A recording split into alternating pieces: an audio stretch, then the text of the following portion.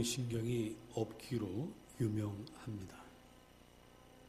그 중에서 저는 매달리기나 이렇게 끈기, 지구력 이런 운동 그냥 그럭저럭 하는데 달리기를 참 못해요. 그래서 군에 가서 제일 힘들었던 것이 달리기였습니다.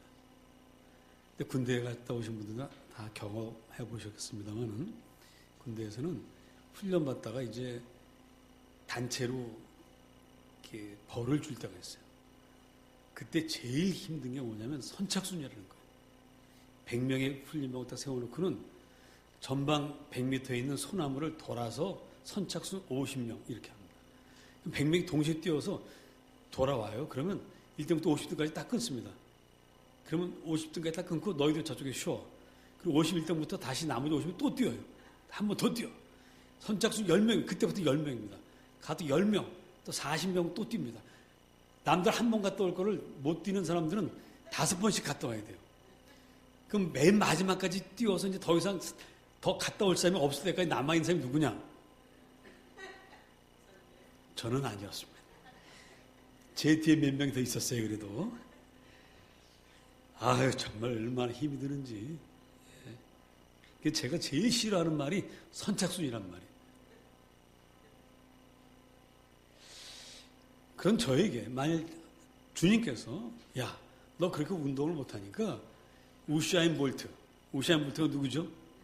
세계에서 가장 빠른 선수죠. 우사인 볼트처럼 뛰도록 하여라. 이렇게 한다면 제가 어떻게 될까요? 아마 주저앉아서 울 거예요. 나 그렇게 못합니다. 나 못합니다. 자, 우리 주님께서 우리에게 그런 말도 안 되는 요구를 하십니다. 저에게 우사인 볼트처럼 뛰라고 하는 것처럼 이런 요구를 하세요. 마태복음 16장 24절에 보니까 누구든지 나를 따라오려거든 자기를 부인하고 자기 십자가를 지고 나를 따를 것이니라. 이야, 우리가 주님을 따라간다는 것만으로도 이 도저히 엄두도 안 나는 일인데 심지어 자기를 부인하고 자기 십자가를 지고 따라와라. 이거 도저히 될 일이 아닙니다. 주님을 따르자니 도저히 할 수가 없고요. 또 주님의 명령을 아예 외면하고 듣지 않자니 하나님 말씀이니 이를 어떻게 하면 좋을까요? 우리는 세례 이야기를 보고 있습니다. 세례는 유대교에서는 원래 이렇게 회개의 세례로 시작된 것이 아니고 유대교에서는 레위기 15장이나 민수기 19장을 보면 제사장이 제물을 드리고 나면 그 소나 양을 제사장이 잡습니다. 칼로 잡아요. 그럼 피가 확 튑니다. 그럼 제사장의 옷과 몸에 피가 묻습니다. 제사를 드리고 나면 그 피는 죄를 뒤집어 쓴 피이기 때문에 그걸 다 씻어야 돼요. 그래서 물로 씻어서 정결케 하라고 되어 있습니다. 유대교 전통에서의 일종의 세례입니다. 이것이 아마 요한 때 와서 회개하는 그 징표로 물 세례를 줬던 것 같아요. 여기에 대해서 확실한 어떤 근거가 없습니다. 다만 성경에 기록만 되어 있어요. 그래서 우리는 세례 요한이 구약의 전통을 그 정신을 이어받아서 참 물로 세례를 받으면 죄를 씻을 수 있으니 죄를 씻고 그리고 이제 메시아 오실 예수님을 맞이해라. 그렇게 시작한 것으로 우리가 생각을 하고 있습니다. 자, 그래서 이 소식을 듣고 회개하라. 주님이 가까이 오셨다. 메시아가 오셨다. 이 말씀을 듣고 수많은 유대인들이 나와서 세례를 받았습니다. 이 사람들은 모두가 다 죄인들입니다. 자, 그 수많은 죄인들이 회개의 세례를 받으려고 요한에게 오는데 줄을 서서 쭉 옵니다. 오는데 조만치 범상치 않은 분이 한 분 오시는 거예요. 딱 보니까 자기 앞에 왔는데 예수님이에요. 세례 요한이 깜짝 놀랐습니다. 평소에 세례 요한은 예수님에 대해 이렇게 말했습니다. 그는 너무도 위대하신 분이어서 나는 그 예수님의 신들매를 풀지도 못한다. 또 다른 데서 나는 그분의 신도 들 자격이 없다. 이렇게 복음서마다 조금씩 약간 다른데 신발 끈도 풀어줄 수 없는 예수님이 가진 물건 중에 가장 천한 것이지만 그러나 그것조차도 자기는 들고 수종을 들 수 없는 그런 사람이다. 왜? 예수님은 하나님의 아들이시니까. 그래서 예수님이 자기에게 와서 세례를 받는다는 것은 상상을 할 수가 없는 일입니다. 그런데 그 상상할 수 없는 일이 지금 벌어지게 됐어요. 예수님이 오셔서 나도 세례를 주시오. 아이고 주님, 내가 당신에게 세례를 받아야 할 터인데 어찌하여 이러십니까? 그래서 마태복음 3장 14절에 보면 이렇게 기록하고 있습니다. 요한이 말려 이르되 내가 당신에게서 세례를 받아야 할 터인데 찾으실 필요 없어요. 그냥 잘 들으세요. 당신이 내게로 오시나이까 이렇게 얘기를 합니다. 내가 당신에게 세례를 받아야 되는데 왜 당신이 내게로 오십니까? 당연한 거 아니겠습니까? 죄라고는 알지도 못하시는 그 예수님이 죄인들처럼 세례를 받는다. 있을 수 없는 일인데 왜 이 있을 수 없는 일을 우리 예수님이 있게 하시는가? 왜 그러셨는가? 우리 21절 다시 한번 보겠습니다. 누가복음 3장 21절 다 같이 읽어보십니다. 시작.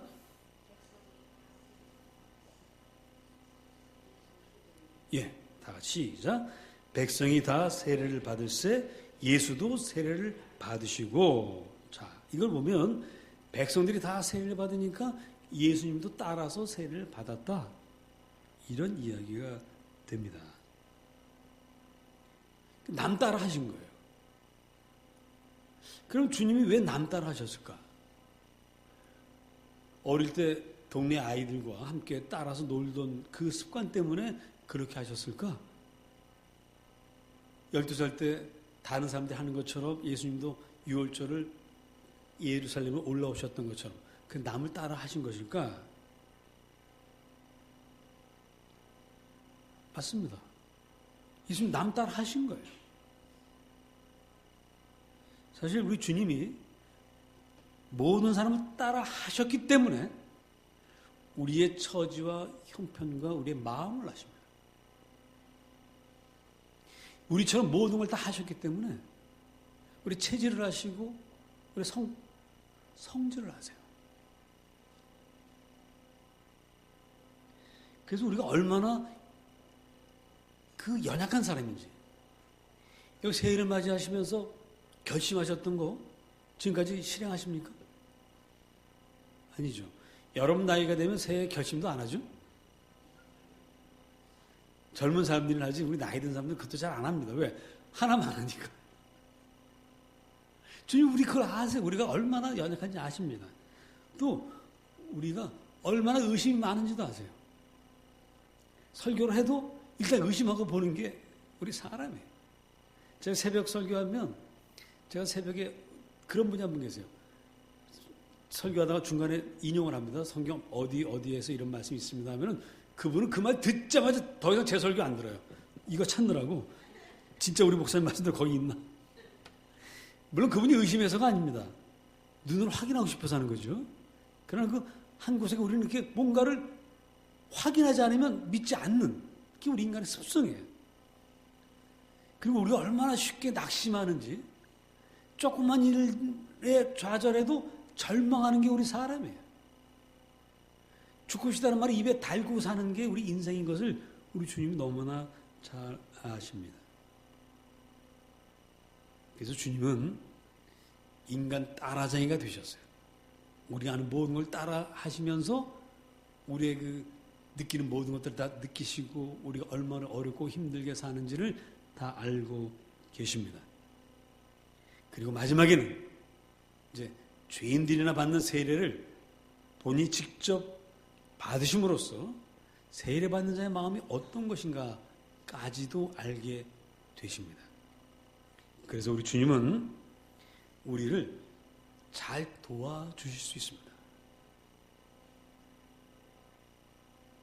우리 시험에 들지 아니하도록 우리를 도와주십니다. 우리 절망할 때 소망을 주십니다. 우리가 슬퍼할 때 위로해 주십니다. 그리고 그때 어떤 말로 어떻게 위로해야 우리가 참 위로를 받는지 주님 너무나 잘 아세요.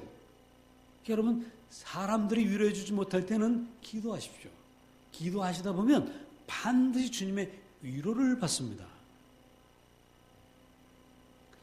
자, 이처럼 주님 우리를 도와주실 수 있고 우리처럼 될 수가 있는데, 주님 우리를 따라할 수 있는데 우리는 주님을 따라할 수 없다는 것이 참 가슴 아픕니다. 사실 여러분, 주님 우리를 따라하는 건 굉장히 쉽게 생각하실지 모르지만 이거 굉장히 어렵습니다. 하늘 보좌를 버리시고 인간 땅에 오셔서 산다는 것이 얼마나 어려운지 몰라요. 제가 짐이 아주 많은 것도 아닌데 줄여서 이사를 갔는데요. 첫날 이사 좀 들여놓고는 잘 데가 없어요. 일주일 동안 한 달은 걸릴 걸로 생각했는데 오늘 입주감사 예배를 드리는 것 때문에 일주일 동안 정말 열심히 치웠습니다. 어렵더라고요. 아주 좁아진 것도 아니에요. 조금 좁아진 건데도 어려워요. 주님 우리 따라하는 게 굉장히 어렵습니다. 우리가 주님 따라하는 것도 어렵습니다만은 주님 우리를 따라하셨으니 우리도 주님을 따라 해야 할 줄로 믿습니다. 여러분, 나도 한번 주님 따라가 보자. 왜? 주님도 그 어려운 일을 하셨는데, 하나님이 인간이 되셨는데, 그 의로우신 분이 죄인이 되어 보셨는데 왜 우리는 주님을 따라할 수 없단 말입니까? 하나님 하셨으니 우리도 할 수 있습니다.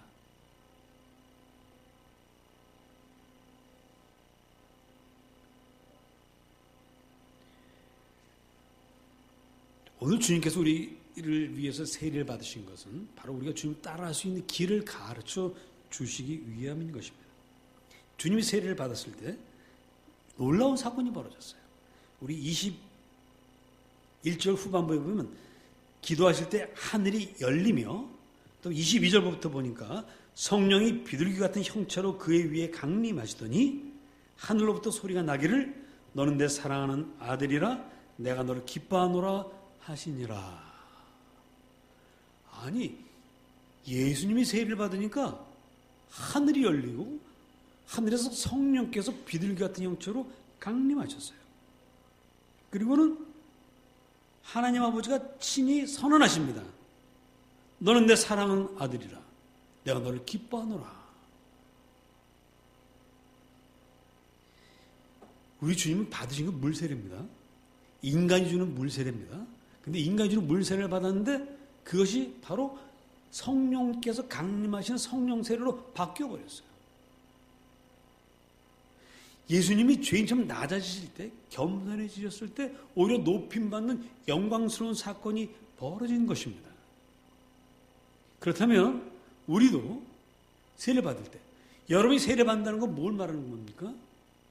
사실 세상 사람들이요, 얼마나 교만한지 몰라요.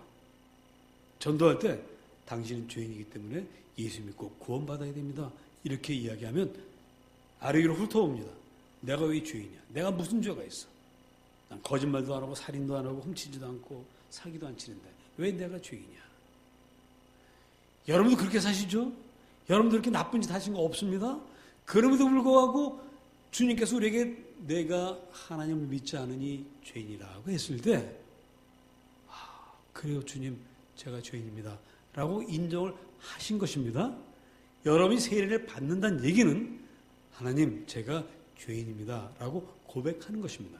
그래서 여러분들이 세례를 받아요. 물로 세례를 받습니다.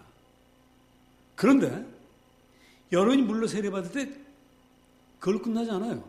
여러분도 동일하게 성령으로 세례를 받으십니다. 여러분이 물 세례를 받을 때 성령이 강림하여 여러분이 하나님의 자녀가 됩니다. 우리는 다 그렇게 해서 하나님의 자녀가 된 것입니다. 중요한 건 정말 내가 성령으로 세례를 받았느냐 하는 확신이에요. 자, 제가 여러분 묻겠습니다. 여러분 세례 받으실 때 여러분 성령이 여러분 위에 비둘기처럼 강림하셔서 성령 세례를 받고 하나님의 자녀가 된 것을 믿으십니까? 자, 다르게 물어볼게요. 여러분 성령 세례 받을 때 성령이 내려오는 걸 아셨습니까? 다 몰랐죠. 다 몰랐죠. 저는요, 몰랐어요, 저도 물 세례 받을 때 성령님이 내 위에 강림하셨다는 것을 몰랐습니다. 왜? 이 신비한 사건이니까. 눈으로 볼 수가 없어요. 느낄 수도 없습니다. 뭐 받을 때 성령이 강림하셔서 내가 마음이 갑자기 찌릿해지고 무슨 뜨거워지고 감동받는 것도 아닙니다. 오히려 제가 처음 어린 나이 14살인가 15살 세례 받을 때 이렇게 물을 많이 부어. 아이고 차가워.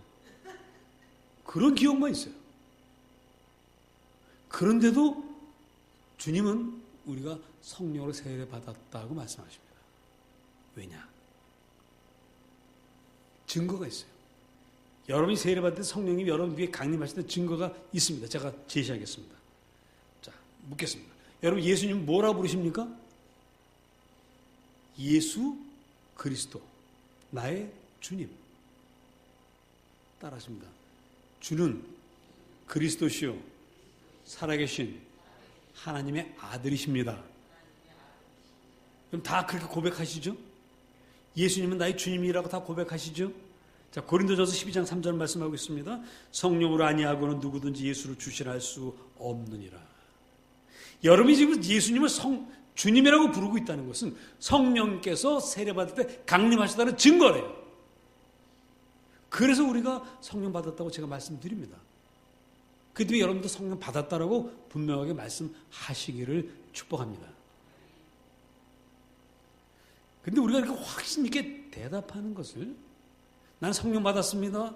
나는 하나님의 자녀입니다. 라고 이렇게 담대하게 말하는 것을 방해하는 세력이 있어요. 그게 바로 마귀입니다. 마귀는 이렇게 말합니다. 야, 너 지난주에도 죄 졌지? 근데 네가 무슨 하나님의 자녀야? 이렇게 말합니다. 너 오늘도 교회 오기 전에 부부싸움 하면서 왔지? 여긴 그런 분 없겠지만 그렇게 말할 수 있죠. 너 나쁜 맘 먹었지? 이렇게 자꾸 우리를 정죄합니다. 그래서 우리가 성령을 받은 예수를 따라 사는 예수 따라쟁이인 것을 자꾸 의심하게 만듭니다. 거기서 우리가 흔들려요. 정말 내가 하나님의 자녀가 맞는가? 내 이렇게 참 실수도 많고 죄도 많고 나의 마음을 아프게 하는 내가 정말 내가 성령으로 세례받은 하나님의 자녀가 맞는가?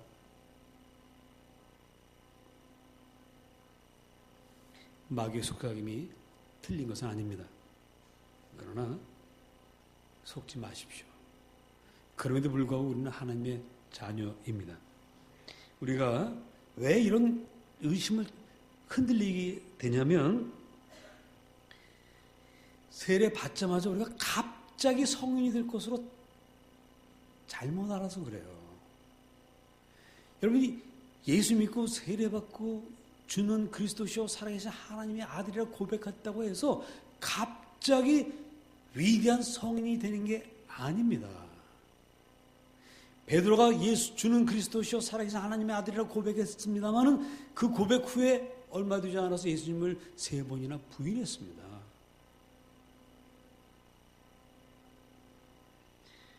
세례받자마자 우리가 욕을 입에 달고 살던 분이 갑자기 예쁜 말만 하는 사람은 바뀌질 않아요. 세례받았다고 해서 의심을 늘 하던 사람이 갑자기 할렐루야 할렐루야 하는 사람으로 바뀌지는 않습니다. 게으르던 사람이 부진하고 성실한 사람으로 갑자기 바뀌지를 않습니다. 다만 한 가지만 변해요. 그것은 바로 우리의 신분입니다. 마귀의 종에서 하나님의 자녀로 바뀝니다. 그거 하나만 분명하게 단번에 바뀝니다. 나머지는 다 그대로예요. 이 사실 여러분들 아셔야 돼요. 내가 예수를 믿고 집사가 되고 권사가 되고 또 목사가 됐다고 해서 굉장히 훌륭한 사람 되는 거 아니에요. 인간 다 거기서 거기입니다. 그러나 한 가지 분명한 거, 내가 하나님의 자녀가 된다는 것은 분명합니다. 이건 정말 대단한 사건입니다. 오늘 우리 함께 읽은 이사야서 43장 1절로 7절을 보시면 그 중에 1절입니다. 저를 따라 외치시기 바랍니다. 내가 너를 구속하였고 내가 너를 지명하여 불렀나니 너는 내 것이라. 주님께서 우리를 지명하여 불러서 세례를 주시는 그 순간에 우리는 누구의 것이 되느냐? 하나님의 것이 됩니다. 여러분은 마귀가 이제 감히 건드릴 수 없는 하나님의 것, 하나님의 소유, 하나님의 백성, 하나님의 자녀가 되었습니다. 우리나라에서는 뭐 그럴 일이 별로 없습니다만은 미국이라든가 아주 넓은 땅에서 목축하는 사람들은요, 송아지를 낳으면 그 송아지에게 뭘 찍어요? 송아지 엉덩이에 이 도장을 찍습니다. 불도장을 찍어요. 송아지가 난리가 나죠. 그러나 그것은 어른 송아지도 사라지지 않습니다. 그래서 거기는 소들이 다 방목을 하기 때문에 이 소들이 섞일 때가 많아요. 그 이웃 목장에 가서 우리 소가 여기 왔는지 찾으러 왔습니다. 찾아보십시오. 돌아다니다가 그 도장 찍은 소는 다 도로 데려갑니다. 도로 데려가도 그 목장 주인이 뭐라고 말을 안 해요. 자기도 마찬가지니까. 자기 소를 잃어버리면 다 데려와야 되니까. 그게 도장이에요. 우리 주님께서 내가 너를 지명하여 불렀나니 너는 내 것이라. 이 도장을 찍는 사건이 세례입니다. 여러분이 세례받을 때 나는 이제 하나님의 것이 되었구나 하는 사실을 온 세상에 알리는 것입니다. 여러분은 하나님의 것입니다. 그래서 하나님께서 여러분들을 책임지십니다. 베드로전서 2장 9절에 너희는 하나님의 소유된 백성이라고 했습니다. 하나님의 소유, 하나님의 것입니다. 그래서 이제 성령 세례를 받고 예수를 주님이라 고백하는 여러분들은 모두 하나님의 백성입니다. 그리고 하나님의 자녀입니다. 여러분, 제가 이제 다시 말씀드리겠습니다. 잘 듣고 잘 응답을 해보시기 바랍니다. 영접하는 자, 곧 그 이름을 믿는 자들에게는 하나님의 자녀가 되는 권세를 주셨으니. 자, 이제 원래는 이런 거죠. 미국 시민권을 사람들이 많이 좋아합니다. 자, 대사관에서 연락이 왔습니다. 여러분, 미국 시민권 나왔습니다. 어떤 반응을 보이실 것 같아요? 뭐 요즘 미국 시민권 별거 아니긴 하죠. 정말 그 미국 시민권 받으면 일단 기분이 좋죠. 또 어디 회사에 합격했습니다 하면 그냥 온 집안이 막 웅성거리고요. 너무 좋아합니다. 여러분 지금 누가 되셨다고요? 하나님의 자녀가 되셨습니다. 이 천국 시민이 되는 것은 어떤 특권을 가지고 있냐면 이사야 43장 2절에 보니까 내가 물 가운데로 지날 때에 내가 너와 함께 할 것이라. 그래서 이스라엘 백성들이 홍해 바다를 건널 때 바닷물이 이스라엘 백성들을 덮치지 못했어요. 왜? 하나님 함께 하시니까. 요단강 건널 때도 역시 마찬가지였습니다. 자, 이 말은 무슨 얘기냐?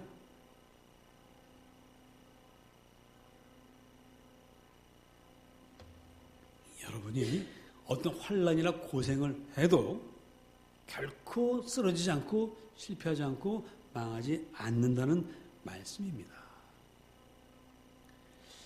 우리가 건강할 때는요, 부모님이 계시다는 게 뭐 그렇게 감격적이지는 않아요.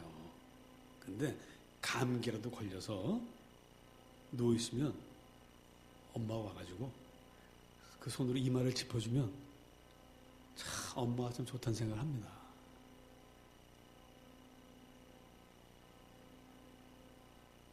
그게 위로가 돼요. 모든 이 평안할 때 하나님 나와 함께 하신다는 게 실감이 안 나지만 어려울 때는 정말 실감이 나요.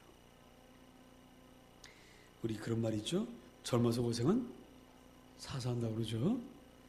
자, 혹시 여러분 가운데 고생하는 분이 있습니까? 감사하시기 바랍니다. 왜? 돈 안 들이고 고생하잖아요. 어떤 사람은 돈을 주고 사서라도 고생을 안 되는데 돈도 안 주고 고생하잖아요. 더욱이 그 고생과 어려움 속에서 나를 사랑하시는 아버지 하나님을 만날 수 있으니 이것이 축복입니다. 우리 세례 받을 때 갑자기 거룩한 사람이 되는 게 아닙니다.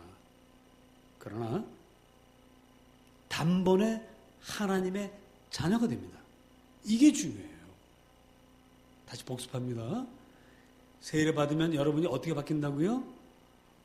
단번에 하나님의 자녀가 됩니다. 그러나 단번에 거룩하고 단번에 성격 좋고 단번에 아주 훌륭하고 멋있는 사람이 되는 건 아닙니다. 요것만 착각하지 않으시면 돼요. 그러나 단번에 하나님의 자녀가 되는 것은 틀림없어요. 자, 이제부터 중요한 건 하나님의 자녀가 되었기 때문에 이제는 하나님을 따라할 자격이 생겼어요. 예수 따라쟁이가 될 기회를 얻었습니다. 이제 시작이에요. 갓난아이는 태어나면 그때부터 부모를 따라합니다. 모든 걸 다 따라합니다.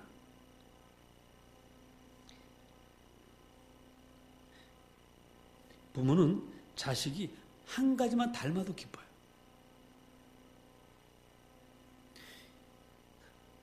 또 한 가지 닮은 거 볼 때마다 기쁩니다. 심지어 나의 못된 습관을 닮은 것도 과히 나쁘지 않아요. 저희 집사람은 굉장히 싫어하지만 저는 하여튼 저를 닮은 게 어쨌든 무조건 좋습니다. 하여튼 달리기 잘 못하는 것도 저 닮았고. 예수님을 여러분 많이 닮으려고 애쓰지 않으셔도 돼요. 예수님을 몇 가지만 따라 할 수 있으면 됩니다. 주님은 우리가 한 가지만 예수님 따라해도 기뻐하십니다. 물론 여러분이 더 많이 따라하지 말라는 얘기 결코 아니에요. 더 많이 따라하시면 주님 더 기뻐하시겠죠? 그러나 한 가지만 있어도 충분합니다. 중요한 건 매일매일 예수 따라쟁이로 살려고 하는 의지입니다.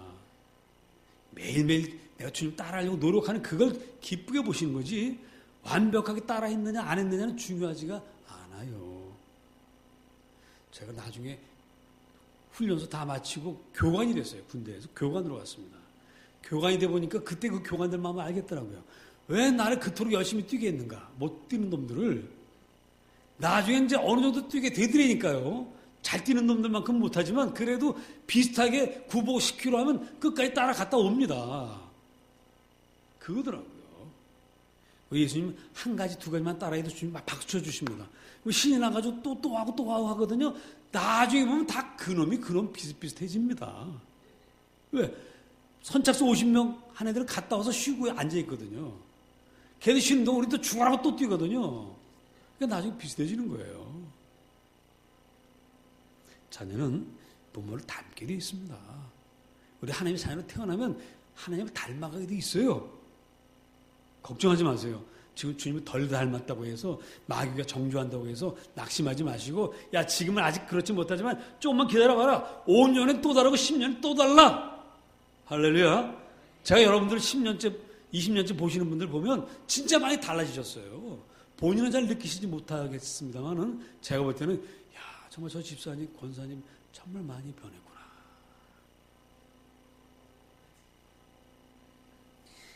무조건 닮게 돼 있습니다. 여러분 제가 보니까요. 엄마들은요. 아들하고 남편하고 누굴 더 사랑하냐 하면 아들을 조금 더 사랑하는 것 같아요.